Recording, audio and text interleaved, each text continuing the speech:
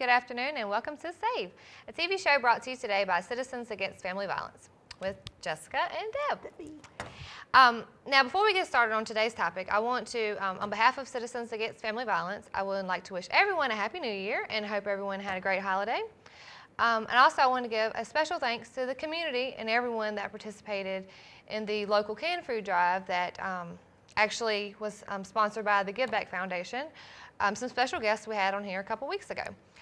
That canned food drive did gather around 1,500 cans of food, and that was thanks to everyone in the community. There were spots at many different various locations in the community, and a lot of people really participated and helped support that cause, in which, what was it, around 200 cans were actually donated to our shelter from that local canned food drive, and that was or maybe more. Canned food and dry foods. We received both, so it was great. Which was a really good thing during the holidays, considering, you know, we did have a lot of families within the shelter during that time, and that food was able to feed a lot of people. So it was really good. So we'd like to give a special thanks to the Give Back Foundation for one, and everybody in the community that participated. So now, with all that being said, it is 2013 now, and today's topic we're going to do a 2012 wrap up of our services provided by Citizens Against Family Violence throughout the year.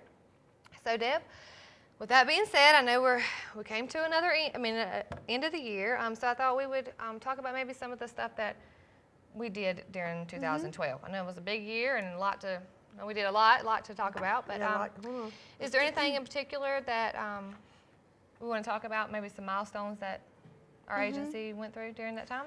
Well, even with the television show itself is one of our milestones, and this is something very new. I think we're the first ones to actually do this. In the state of Virginia, yeah, actually? That's awesome.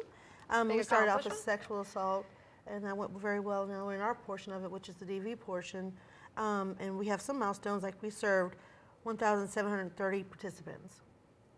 That's a huge number. So is that like within the shelter, or what does that mean? No, that's a big number. That is a big number. It sounds like, my gosh, you hold that many people? No, we didn't. Out of that, 1,557 were outside entity, people who sought our services out, be it through court services, court advocacy, allied professionals that, you know, referring in, things of that nature. So we had a lot of clients coming in through that way, hotline services and things of that nature.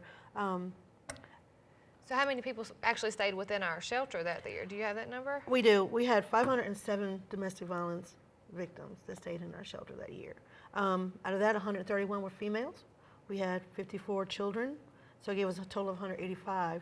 They actually stayed within the shelter. The shelter, and right. DV victims, community-wise? Community-wise was 507. Wow, that's a lot of DV. That's a lot. So out of the 1,730, we had 507 of those were actually DV. And 185 that actually stayed in our shelter. Wow, that's a huge number. Through.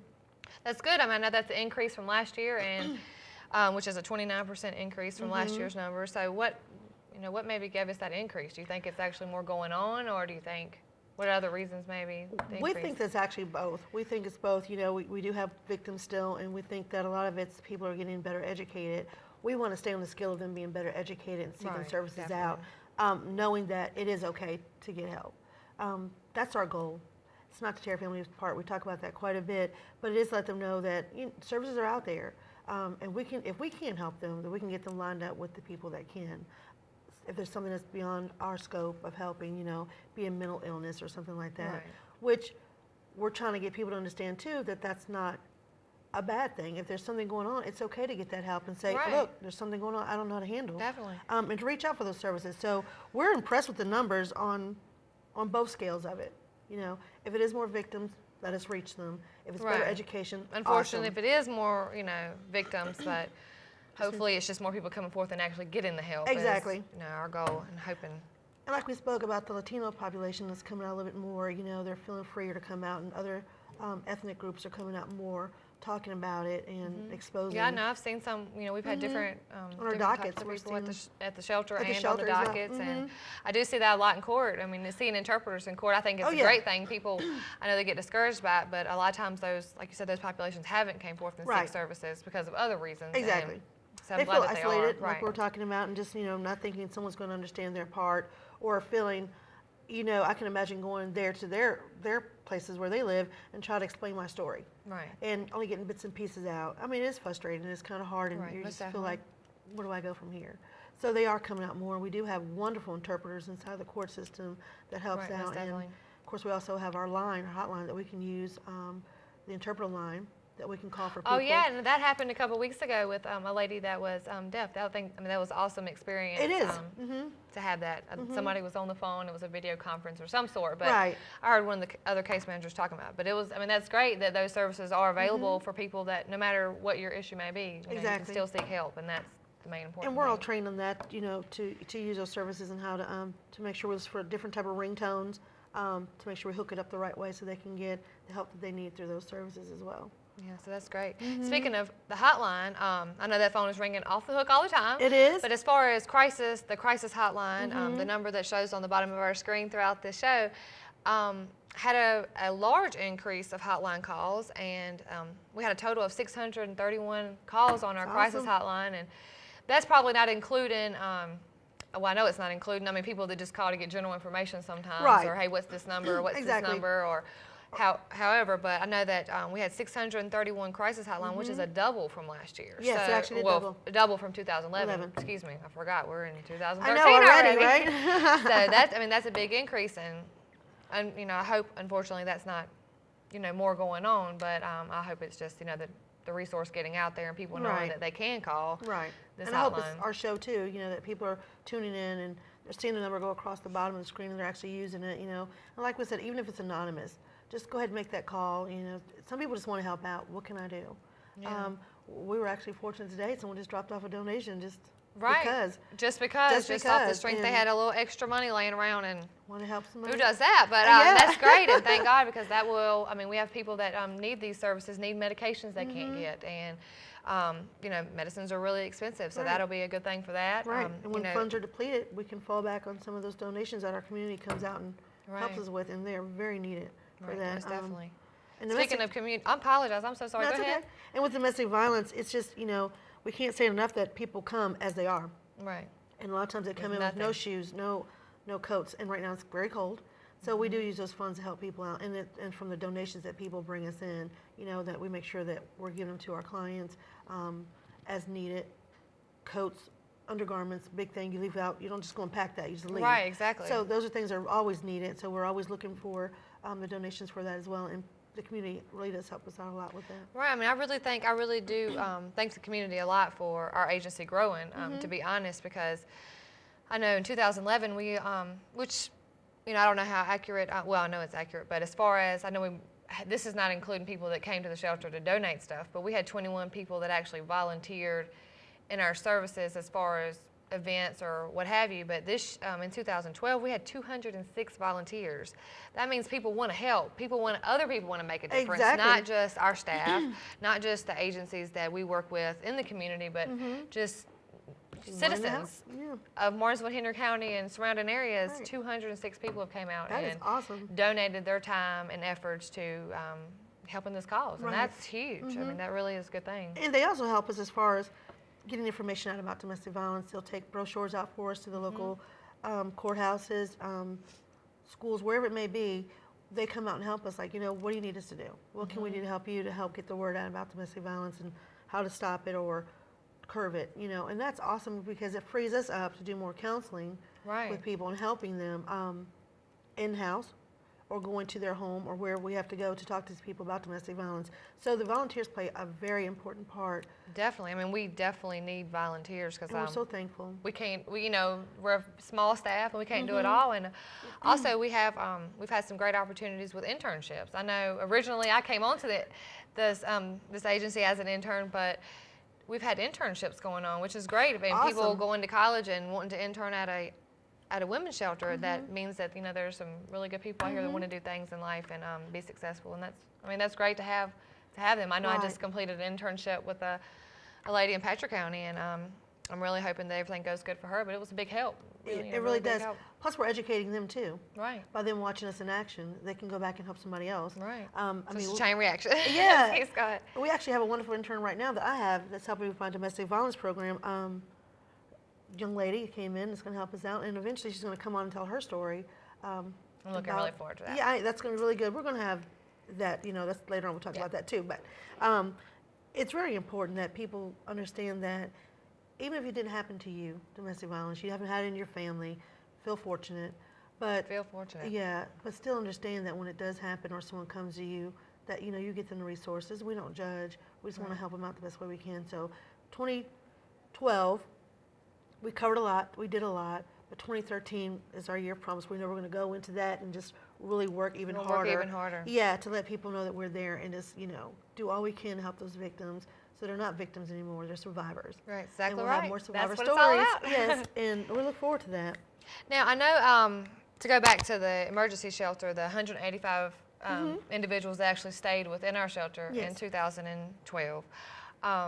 With the community being as rough it is and jobs being really, really scarce and, not that many available resources out here for people, Right. how many of those people were actually placed in a home and were able to leave the homeless shelter and live within the community on their own and be stable?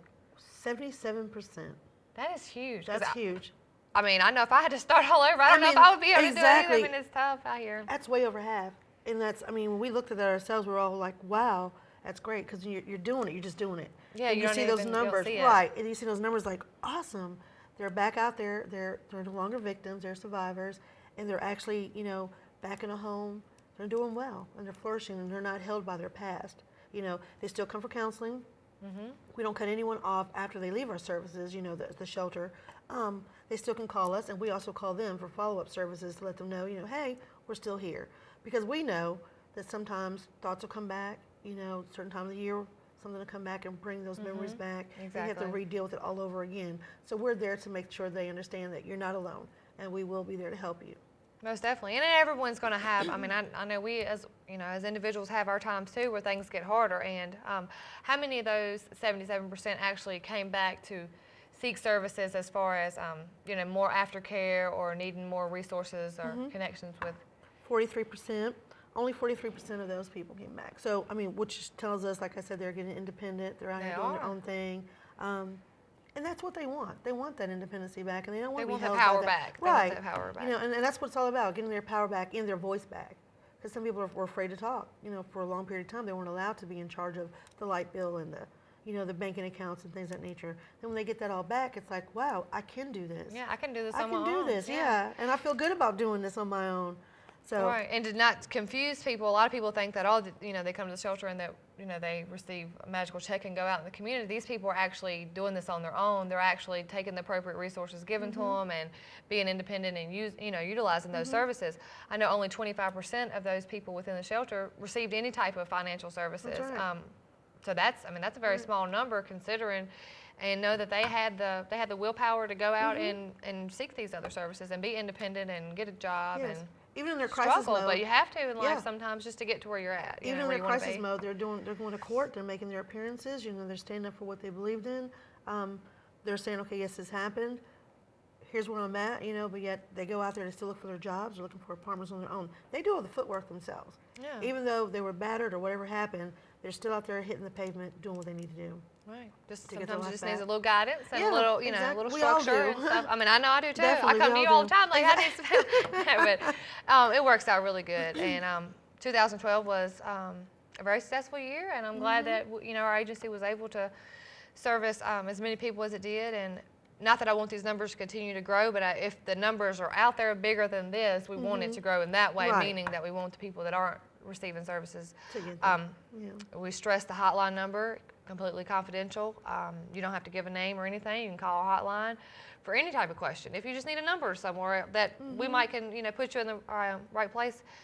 And another thing I want to touch on real quick. I know we're gonna take a commercial break in a minute, but I think sometimes the community thinks that we don't service men, and that's a big thing because It is. there are men out here that need these services, and whether it's primary or secondary victims, meaning sometimes, I know myself I've serviced men, so I know that our agency has serviced men. Sometimes they're secondary victims, meaning it was their child or it was their sister or it was however, but they're Right. still victims. They're still Still hurting. and still going through something. still in effect. It affects them the same way. And I know during 2012 we serviced 86 men. That's awesome. So, and some of those, I mean, not to divide the number of who was who, but some of those were primary victims, men that were, Assaulted. assaulted themselves or victims of some type of, violence. Right. So, And it's glad that, once again, that they are reaching out for those, because at one point, they didn't report. Right. And now that they are, we make sure we have services for them as well. Now, men don't stay in our shelter, of course, Jesse. Oh, right, definitely. But we do try to, if they're in imminent danger, we do try to get them in a safe place for a couple of nights until we can get them hooked up with the right services to make sure that they're protected as well. Right. Just like I said, for court, transportation, or whatever. Because we're always saying there's no face to victimization. It could be male, female, black, white, Caucasian, Hispanic. It doesn't matter. It's rich, poor. It's across the board. Right. So we make sure that we reach out to everybody, and that the men are now seeing that we do have services, and they are calling on their own behalf, or good friends' behalf, And one big thing I almost left out before we went to commercial break is, I know that number was huge, and we said that 1,557 of those were outside of the community. I mean, outside of the shelter. But one large number of that, 943 of those were the youth prevention education programs, and that's where it's got to definitely start. Most definitely.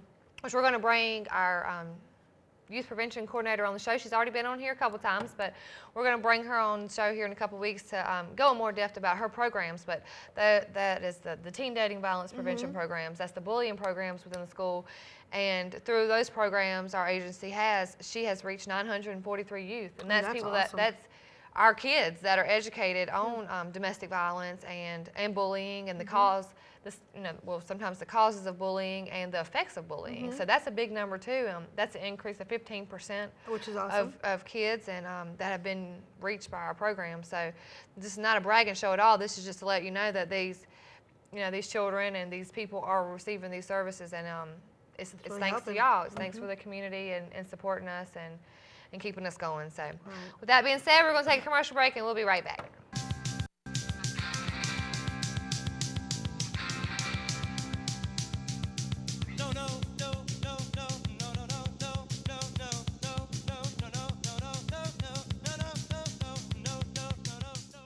Standing in between some great Jeep Liberties. For those of you who don't know, they have a very stocky body style. We've got some great colors here. We've got rescue green, we've got white, we've got cherry red, black. Hi, this is Wes Mills with Jim Mills Nissan and Jim Mills Chrysler, Dodge, and Jeep. I'd like to invite you to visit with us. We have no games, no gimmicks. We stand behind our vehicles, we stand behind our service, and we stand with our community. Come visit us at 4760 Greensboro Road, Ridgeway, across from Martinsville Speedway. You're watching BTW 21, your neighborhood network, the pride of Martinsville and Henry County. There are many reasons to choose Monroe Muffler Brake and Service for all of your car's maintenance, repair, and tire needs. We work on your schedule with convenient evening, Saturday, and even Sunday hours. We've earned our customers' trust with over 50 years of guaranteed quality service. And one more popular reason is Monroe's oil change and more for only $19.99. Plus, we'll rotate your tires, check tire pressure, and inspect your brakes for free. Trust Monroe to keep your car and your family safe. For dealer quality service for less, it's Monroe Muffler Brake and Service. Hi, I'm Nick Bello with Danville Toyota, also known as the Credit Master. Are you undecided on your next vehicle purchase? Come and see me, Nick Bello, the Credit Master, where we have over 300 new or pre-owned vehicles available for you. Stop by Danville Toyota and see me. I'll make sure I'll get you in the right vehicle, the right financing for you and your family. Give me a call at 434-822-0300 or stop by Danville Toyota. Hi, I am Diane. I am at Family Pharmacy in Chatham, Virginia. We are an independent pharmacy locally owned. We offer free delivery within 10 miles of the store. We have fast and friendly service. We accept most insurance plans. We offer very low competitive prices on our prescriptions and over-the-counter items. We want to be your pharmacy. I encourage you to come by and visit. Give us a call, 434-432-0780. You're watching BTW 21, your neighborhood network, the pride of Martinsville and Henry County.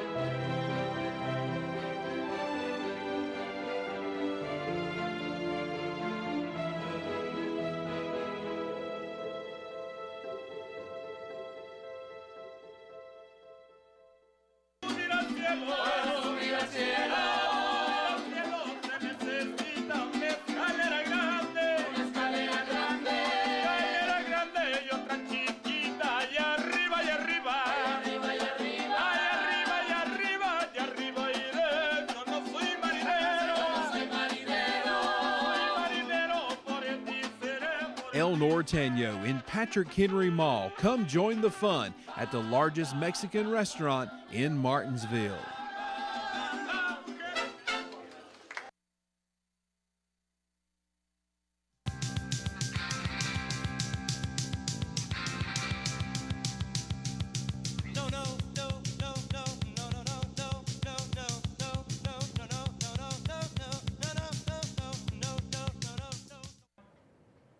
All right, welcome back to Save.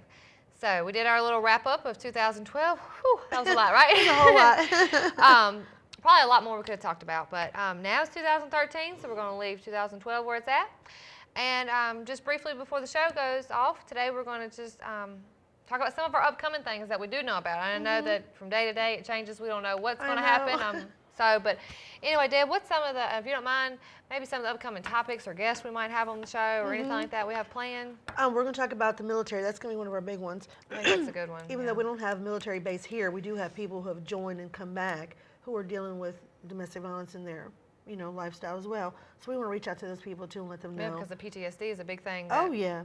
With the military and stuff. So we can help them out with that. We're going to do that. We're going to have people from the court system come out and explain the judicial process of, how it works. Because sometimes you get frustrated when the abuser doesn't go to jail. Yeah. But there is a process, and we're going to talk about that. So we'll have those people come out, and like I said, some survivors are going to come out and tell their stories that are local. Okay. So we can see what happens right here. Yeah, right, definitely.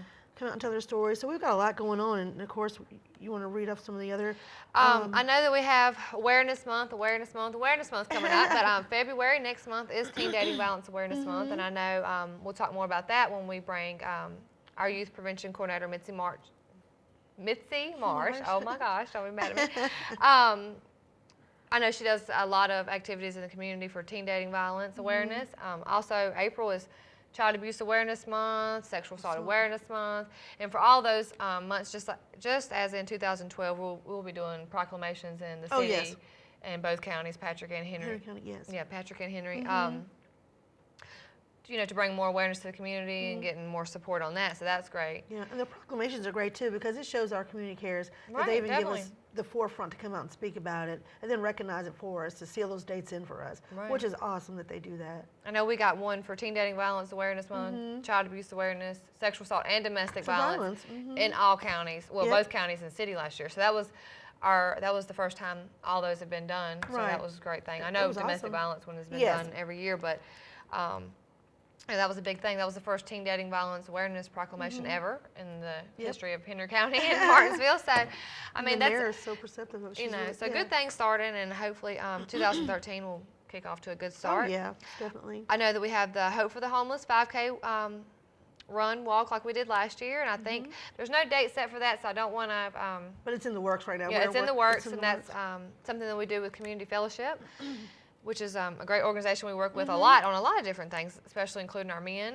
They help us a lot with that. So now me and Deb are going to be tag teaming again on that poker run, the bike rally that we had in October for domestic violence awareness. And now that it's going to be a little warmer, we're going to try to do one in the spring, and hopefully draw out more people for that. Exactly. And, I mean, they can call now, and we can tell them a little bit about what's it going to be about. Like last year, we didn't have a whole lot of time to put it out there. The reason why we're doing it, and we know we have a lot of bikers here, and we want to make sure people know they're not just bad people. Right, but exactly. they want to come together for the community as well, and these are really good and fun. Yeah, I really enjoyed myself in October when we did it for domestic violence awareness. And have a good time. So. Yeah, so it was good. So we're going to plan that in the spring when people want to bring their bikes out and show them off a little bit, and it'll be a little warmer to, to be out during the day. So we look forward to that, and so we got a lot of things upcoming. I know this list will grow and grow and grow as the year goes by, but we've got some things planned. I know the support groups starting back up, replanning those times, and if you're interested in being joining a support group for domestic violence or sexual assault or what have you, you could call our hotline number, and those locations are confidential, and times and stuff will be confidential, so anyone can call our shelter to get those locations and times for the support groups. And Jesse, with the poker run too, I just want to throw this in here really quick too. It also helps us build relationships throughout the community. It does. With our police departments, and our local agencies who come out, because we have to partner with them to set these things up. Right. There's a lot of work that goes into these, and we meet a lot of people that we partner with. I mean, Henry County and Martinsville police officers came out, did the ride with us, and we talked about, from beginning to end, they were there. Very supportive. So we have a whole lot of people that come out and help us behind the scenes, you know, but they are there supporting this cause, and we thank them too for Most their definitely. portion of that, because they know how serious it is. Well, these type of events, not only does it help our agency and the people that we serve as far as domestic violence, sexual assault, and homeless people, but it brings the community community together, a which, whole. like when we had the guests on the show last week, that's what they were talking about is, you know, well, not last week, but a couple weeks ago, Yeah. is bringing the community together, and that's what it's all about. The more people that can come together and work together instead of, you know, going against each other, the better the community can Right. be, and it can grow. And that from includes ex-abusers. That's exactly Who right. want to change, who didn't know their patterns or didn't know what they were doing was a top behavior, that they're now coming out trying to give back Right, and learn definitely. how to control that and how to recover from it. So it's a little bit of everybody. Right. So we're hoping agency to continue to grow, community to continue to support us, and like I said, thanks again for everyone that participated in the local canned food drive, and anything that you know you're willing to do for the agency or the community. Donations. It's great. Donations. I mean, we have